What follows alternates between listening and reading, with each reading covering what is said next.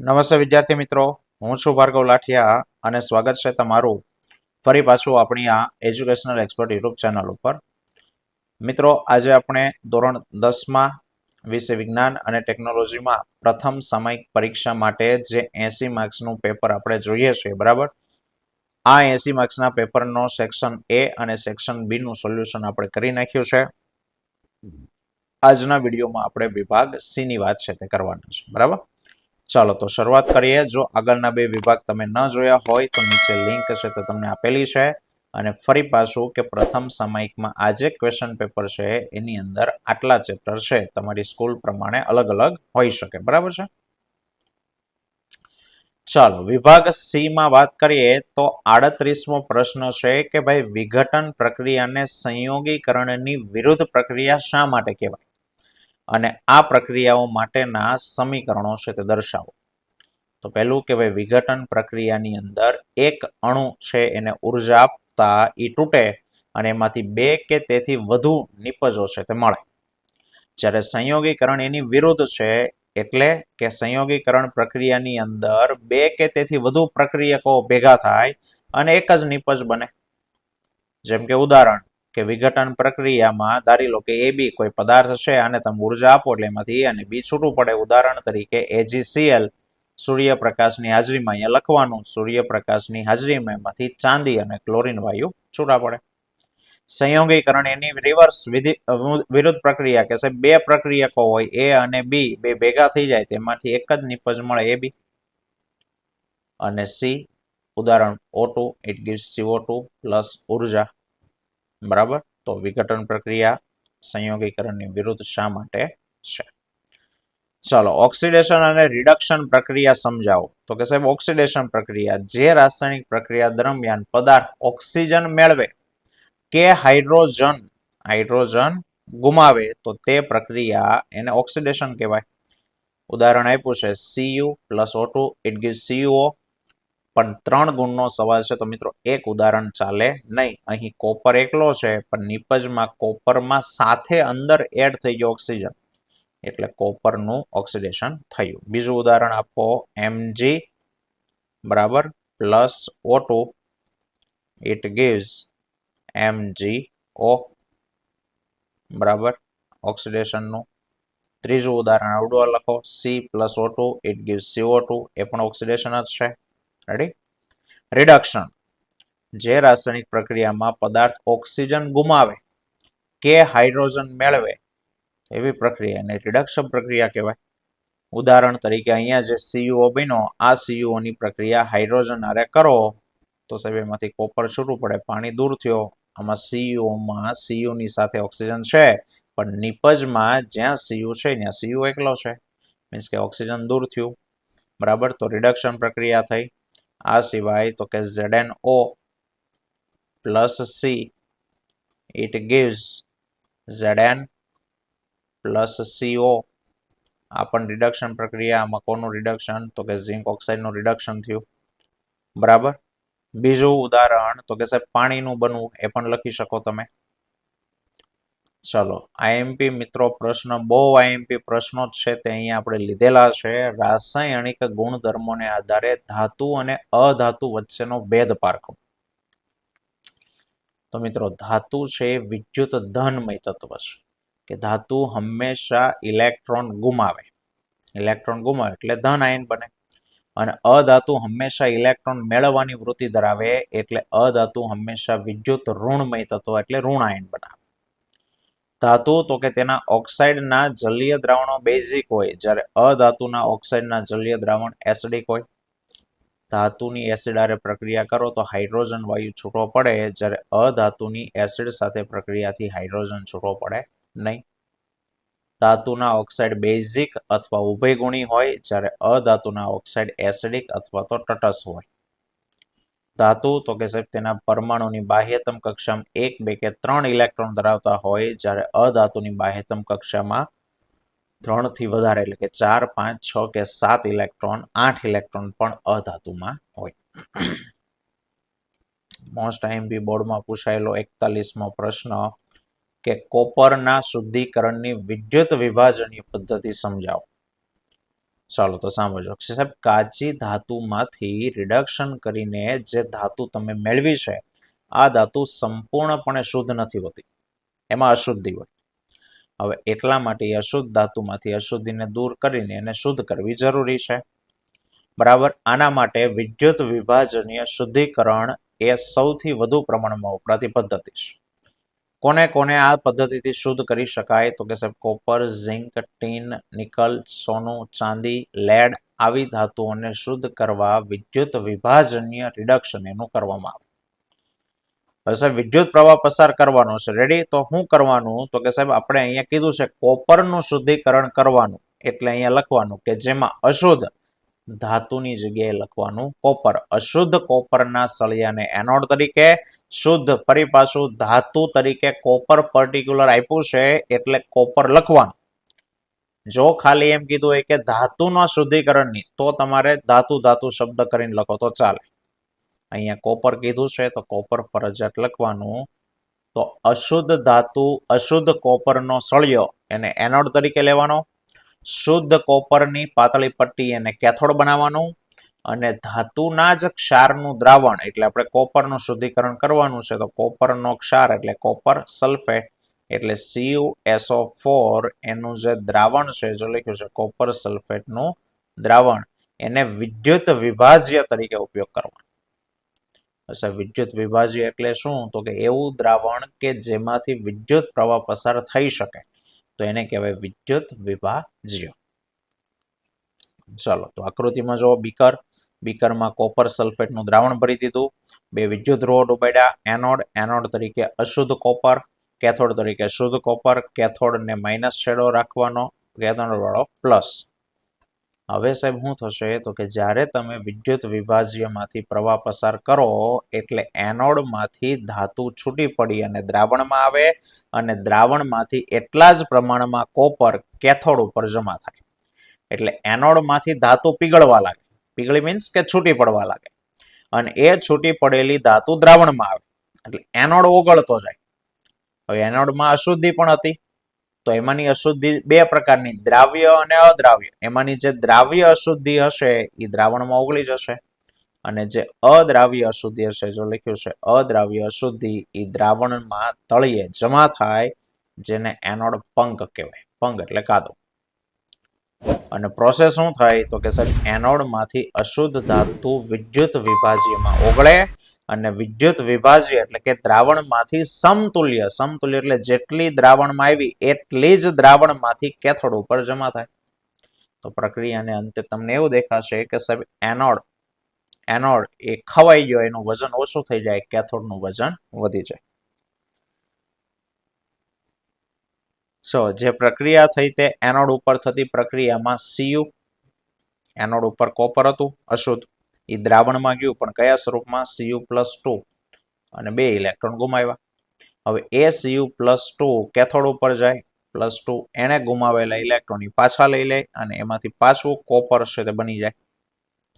તો કોઈ કે સાહેબ તો અહીંથી સીધું વયું જાય ન હાલે, પણ ભાઈ એ સીધું નથી જતું, એટલે તો દ્રાવણમાંથી પસાર થઈને જાય છે. બરાબર? અને એટલે કુલ પ્રક્રિયા એવી થઈ કે સાહેબ તમારું કોપર અશુદ્ધ હતું એમાંથી શુદ્ધ કોપર બન્યું. બરાબર? એમાંની અદ્રાવ્ય અશુદ્ધિઓ જમા થાય, જ્યારે ગોલ્ડ, સિલ્વર, પ્લેટિનમ જેવી પણ અશુદ્ધિ,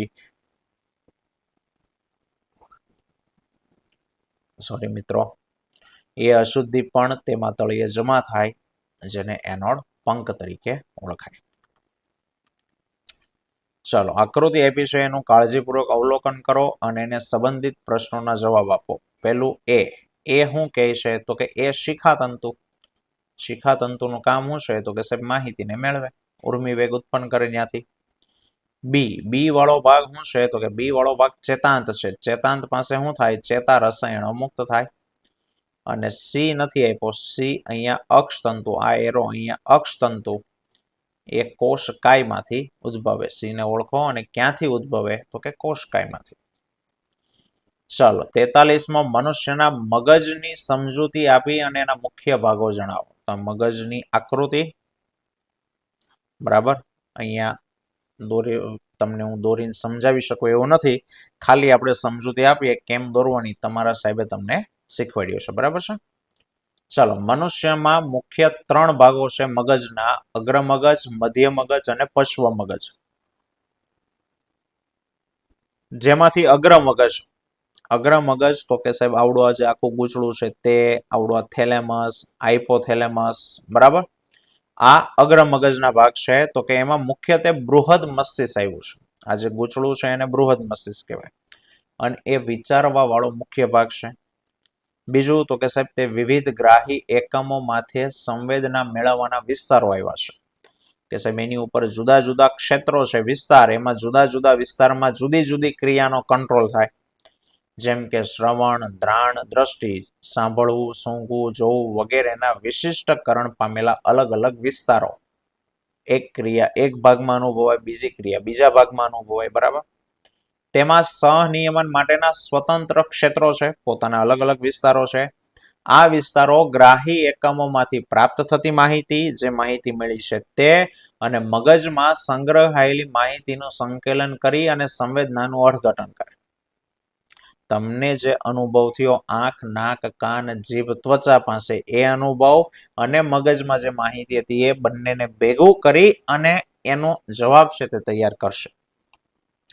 અને એ માહિતીના અર્થઘટન કર્યા બાદ કેવી રીતે રિએક્ટ કરવું, કેવી રીતના પ્રતિચાર આપવો, એનો નિર્ણય પણ લેવામાં આવે.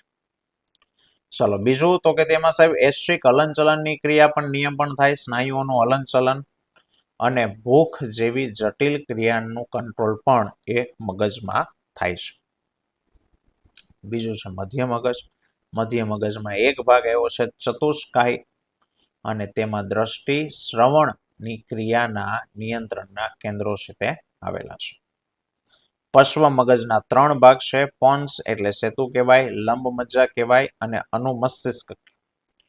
જેમાં સેતુ તો કે સાહેબ એ શ્વાસોશ્વાસની ક્રિયાનું નિયમન કરે લંબ મજ્જાની સાથે રહીને, અને શરીરની અનૈચ્છિક ક્રિયા જેવી કે લોહીનું દબાણ, લાળ રસ ઉત્પન્ન થવો, ઉલટી થવી, હૃદયનું ધબકવું, શ્વાસોશ્વાસ, આનું નિયમન લંબ મજ્જા કરે. શરીરમાં થતી અનૈચ્છિક ક્રિયાનું નિયમન કોણ કરે છે? લંબ મજ્જા. અને અનુમસ્તિષ્ક તો કે સાહેબ ઐચ્છિક ક્રિયાઓ અને શરીરનું સંતુલન જાળવી રાખે. તમે વ્યવસ્થિત ચાલી શકો છો, લથડિયા નથી ખાતા, તો આ બધો કંટ્રોલ કરે છે અનુમસ્તિષ્ક, બરાબર. ચલો, દાખલો છે જો કે છે માર્ચ 2020માં પૂછાઈ ગયો છે. 4 સેન્ટીમીટર ઊંચાઈની વસ્તુ, એટલે ઊંચાઈ લખી દીધી 4 સેન્ટીમીટર. 15 સેન્ટીમીટર કેન્દ્ર લંબાઈનો અંતર્ગોળ અરીસો, તો અંતર્ગોળ અરીસામાં કેન્દ્ર લંબાઈ ડાબી બાજુ એટલે -15. અરીસાથી 25 સેન્ટીમીટર અંતરે વસ્તુને રાખી છે, તો વસ્તુ અંતર u બરાબર પણ અહીંયા નથી લખ્યું પણ આગળ લખી દેવાનું -25 સેન્ટીમીટર. તો અરીસાથી કેટલા અંતરે પડદાને રાખવો જોઈએ? તો પડદો એટલે v, અહીંયા ભૂલ છે y નહીં પણ v, પ્રતિબિંબ અંતર એટલે v શોધવાનું. અને પ્રતિબિંબનો પ્રકાર અને એની ઊંચાઈ પણ શોધો, તો પ્રતિબિંબની ઊંચાઈ એટલે h'. ચલો, અરીસાનું સૂત્ર 1/v + 1/u બરાબર 1/f. જેમાંથી v કરતા બનાવો એટલે u અહીંથી સામે જશે તો માઇનસ, તો 1/v અરીસાનું સૂત્ર છે, હા, u ને સામે સાઈડ મોકલો એટલે માઇનસ આવશે, તો 1/v બરાબર 1/f માઇનસ 1/u. કિંમત મૂકો f ની કિંમત, તો કે સાહેબ 15 હતી માઇનસ, તો 1/-15, આ માઇનસ સૂત્રના u ની કિંમત -25, ભલે જો અહીંયા નથી આપ્યું પણ અહીંયા લઈ લીધી છે. માઇનસ માઇનસ ને પ્લસ થઈ જાય તો -1/15 + 1/25, 15 અને 25 નો લસા થાય 75, બરાબર. તો 15 પંચા એટલે ઉપર થઈ ગયા 5 અને 25 તેરી એટલે 3, -5 + 3/75 એટલે 1/v બરાબર -2/75. ઉલટાવી નાખો એટલે -75/2 એટલે v આવ્યું -37.5. માઇનસ એટલે ડાબી બાજુ કે સાહેબ 37.5 મીટર અંતરે પડદાને રાખવા. હવે એની ઊંચાઈ શોધવાની કીધી તો મોટવણીનું સૂત્ર m બરાબર h' અને h' બરાબર -v/u. જેમાં h' ને કરતા બનાવો એટલે આ h અહીંયા ગુણાકારમાં, તો h' બરાબર -v × h/u. અહીંયા પોઈન્ટ વાળું ન મૂકવું હોય તો ઉપરનું અપૂર્ણાંક મૂકો તો સ્ટેપ આવું બનશે કે -75/2 એને ગુણ્યા વસ્તુની ઊંચાઈ છે 4 આખાના છેદમાં વસ્તુ અંતર એટલે -25.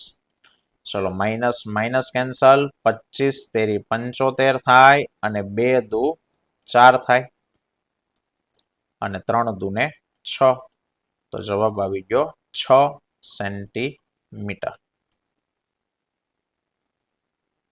ઓકે, સોરી, આગળ એક માઇનસ સૂત્રના અને આવડી આ કિંમત -75 એટલે -6 આવશે, -6. તો પ્રકાર વાસ્તવિક છે, ઉલટું છે, માઇનસ આવ્યું એટલે ઉલટું અને વસ્તુ કરતા મોટું. ચલો 45મો છે કે નીચેની પરિસ્થિતિમાં કયો અરીસો વપરાય કયો અને એનું કારણ જણાવો. તો પહેલું છે કારની હેડલાઇટ. કારની હેડલાઇટમાં કયો અરીસો વપરાય તો કે અંતરગોળ. જો અંતરગોળ અરીસો શું કામ તો કે સાહેબ પ્રકાશનો જે સ્ત્રોત બલ્બ છે એને અંતરગોળ અરીસાના મુખ્ય કેન્દ્ર ઉપર મૂક્યો હોય અને એટલે અરીસા દ્વારા કિરણો પરાવર્તન પામી અને અનંત અંતર સુધી જાય, દૂર સુધી જાય એટલા માટે. બીજું છે વાહનોમાં સાઇડ મિરરમાં તો કે બહિર્ગોળ અરીસો વપરાય કારણ કે સાહેબ બહિર્ગોળ અરીસામાં પ્રતિબિંબ હંમેશા આભાસી, ચત્તુ અને નાનું દેખાય અને બીજો બહિર્ગોળ અરીસાનું દ્રષ્ટિ ક્ષેત્ર મોટું છે અને એટલે પાછળથી આવતા મોટા ભાગનો વિસ્તાર છે ને જોઈ શકાય અને ડ્રાઈવર પાછળનો વાહન વ્યવહાર જોઈ અને પોતાનું વાહન ચલાવી શકે. અને સોલર ભઠ્ઠીમાં તો કે સોલર ભઠ્ઠીમાં અંતરગોળ અરીસો કારણ કે સૂર્યના કિરણો અંતરગોળ અરીસા વડે પરાવર્તન પામીને એક જગ્યાએ ભેગા થાય અને જ્યાં ભેગા થાય ત્યાં પુષ્કળ ગરમી ઉત્પન્ન થાય અને 180 થી 200 સેલ્સિયસ જેટલું તાપમાન મેળવી શકાય. ચલો અને લાસ્ટ સવાલ છે 46. ટૂંક નોંધ લખો જૈવિક વિશાલન. કે સાહેબ સજીવો તેમના ખોરાકની જરૂરિયાત માટે એકબીજા ઉપર આધાર રાખીને આહાર શૃંખલા બનાવે. એક સજીવ બીજાને ખાય, બીજો ત્રીજાને ખાય એટલે આખી આહાર શૃંખલા બને. બરાબર. હવે આ આહાર શૃંખલા દ્વારા ઉર્જા અને પોષક દ્રવ્યો ક્રમશઃ ઉપરના સ્તરે વહન પામે. એક સજીવ બીજાને ખાય તો એનું શું એનામાં જાય? ઉર્જા જાય, એના પોષક દ્રવ્યો વહન જાય. પણ જો નિવસન તંત્રના જૈવિક ઘટકોની અંદર કોઈ અવિઘટનીય પદાર્થ પ્રવેશ કરે તો ઉપરના પોષક સ્તરે એની સાંદ્રતા વધતી જાય. એકબીજાને ખાય તો એનો પોષક તત્વો એનામાં આવ્યા, એનામાં જમા થાય, આગળ બીજો ખાય એટલે એ એનામાં જાય તો ક્રમશઃ ઉપર વધતા જાય. સાહેબ કેમ વધારો થાય? ચલો હરણ છે ઉદાહરણ તરીકે 10 વર્ષ એનું આયુષ્ય છે તો એ 10 વર્ષ સુધી ઘાસ ખાધા રાખશે. તો 10 વર્ષ સુધી ઘાસ ખાય તો ઘાસના તત્વો એનામાં જમા થતા જાય. ચલો માની લો કે 10 વર્ષ ન જીવવું, 2 વર્ષે 5 વર્ષે એનો કોઈ વાઘ સિંહે શિકાર કરી લીધો તો એનામાં જે પોષક તત્વો આવ્યા હતા એ વાઘ સિંહમાં જશે. હરણ કરતા એ જાજુ જીવવાના છે તો એ જ્યાં સુધી જીવશે ત્યાં સુધી આવો શિકાર ખાતા રાખશે એટલે હરણ કરતા એના શરીરમાં વધતા જાય અને એટલે ક્રમશઃ તેની સાંદ્રતામાં શું થાય તો કે વધારો થાય. આ ક્રિયાને જૈવિક વિશાલન કહેવાય.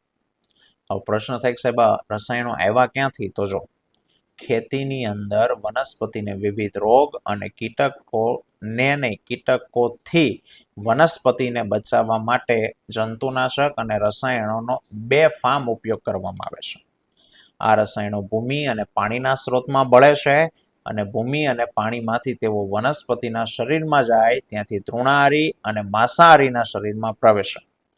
અને આ રસાયણો જૈવ અવિઘટનીય હોવાને કારણે પ્રત્યેક પોષક સ્તરે ક્રમશઃ સંગ્રહ પામતા જાય તેને જૈવિક વિશાલન છે તે કહેવાય.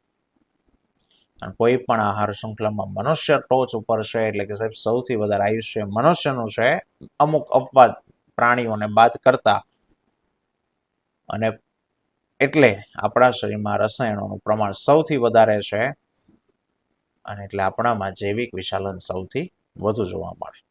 તેથી કૃષિ ઉત્પાદન વધારે મેળવવા માટે આ રસાયણોની જરૂરિયાત હોવા છતાં એનો ઉપયોગ ઓછો કરવો જોઈએ. બરાબર. તો આ વિભાગ સી હતો. મિત્રો આવતા લેક્ચરમાં વિભાગ ડી ની વાત કરશું. બરાબર. આવતા વિડીયોમાં ફરી પાછા મળીશું. ત્યાં સુધી જય હિન્દ, જય ભારત.